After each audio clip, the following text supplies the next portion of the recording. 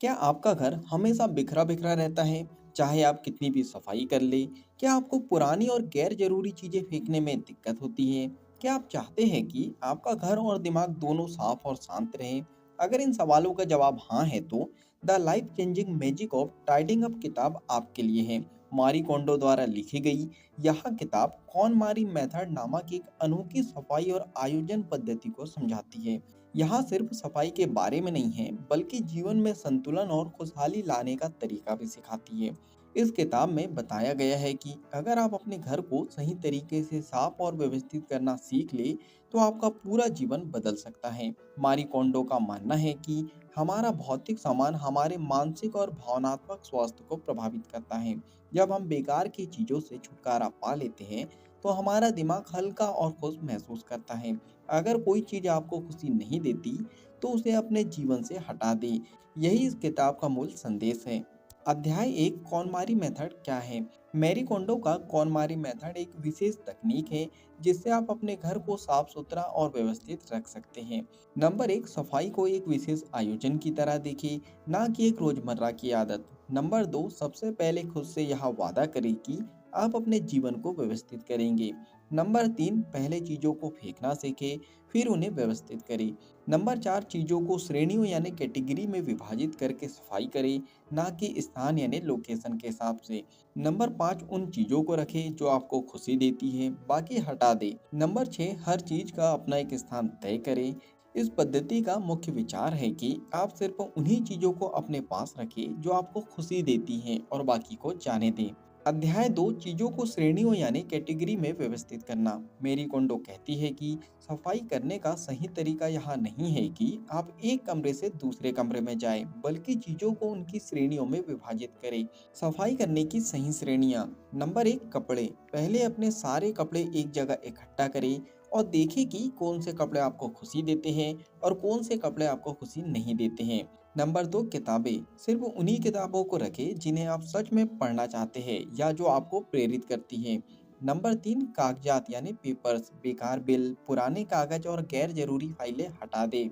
Number 4 छोटी छोटी चीज़ें। यहाँ वो सभी चीज़ें होती हैं जो घर में बिखरी रहती हैं, जैसे मेकअप, किचन के बर्तन, एसेसरीज आदि। नंबर 5 यादगार चीज़ें। पुरानी तस्वीरें, उपहार और यादों से जुड़ी चीजें। इनमें से सिर्फ उन्हीं को रखें जो आपको सच्ची खुशी देती है। इस क्रम को फॉलो करने से सफाई करना आसान हो जाता है। अध्याय 3 स्पार्क जॉय सिद्धांत। जो खुशी ना दे उसे हटा दें। मैरी कोंडो का सबसे महत्वपूर्ण विचार है स्पार्क जॉय सिद्धांत। जब आप किसी चीज को हाथ में ले तो खुद से पूछें, क्या यह चीज मुझे खुशी देती है? अगर जवाब हाँ है तो उसे रखें, अगर जवाब ना है तो उसे जाने दें। चीजों को फेंकते समय धन्यवाद देना ना भूलें। इस तकनीक का सबसे बड़ा फायदा यह है कि आप अपने जीवन में सिर्फ उन्हीं चीजों को रखते हैं जो आपके लिए सच में मायने रखती हैं। अध्याय 4 सफाई के बाद क्या बदलाव आता है? जब आप कॉनमेरी मेथड को अपनाते हैं, तो आपको कई सकारात्मक बदलाव दिखने लगते हैं। मानसिक शांति मिलती है। जब घर साफ सुथरा होता है तो दिमाग भी हल्का महसूस करता है। उत्पादकता बढ़ती है, यानी क्रिएटिविटी बढ़ती है। कम अव्यवस्था का मतलब है कि आप ज़्यादा फोकस कर सकते हैं।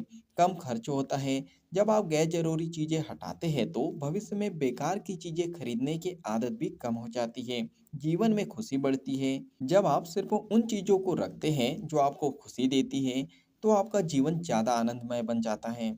मैरी कोंडो कहती है, जब आप अपने भौतिक सामान को व्यवस्थित कर लेते हैं तो आपके विचार और भावनाएं भी व्यवस्थित हो जाती हैं।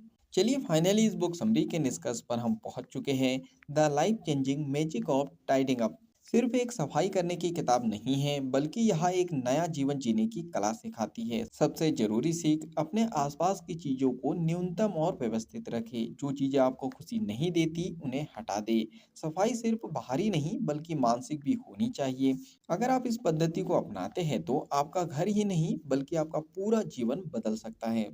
अगर इस बुक समरी से आपने कुछ अच्छा सीखा है और इस बुक को आप पूरा पढ़ना चाहते हो, तो नीचे डिस्क्रिप्शन में लिंक दे दी गई है। उस लिंक पे जाके आप बुक को खरीद सकते हो और बुक को पूरा पढ़ सकते हो। अगर आपको ये बुक समरी पसंद आई हो तो आप वीडियो को लाइक कर सकते हो, कमेंट्स करके बता सकते हो कि इस बुक समरी से आपने क्या सीखा है और आगे क्या सीखना चाहते हो। इस बुक समरी को ज़्यादा से ज़्यादा लोगों तक के शेयर भी कर सकते हो, क्योंकि जब हम दूसरों की हेल्प करते हैं तो ये नेचर हमारी हेल्प करता है।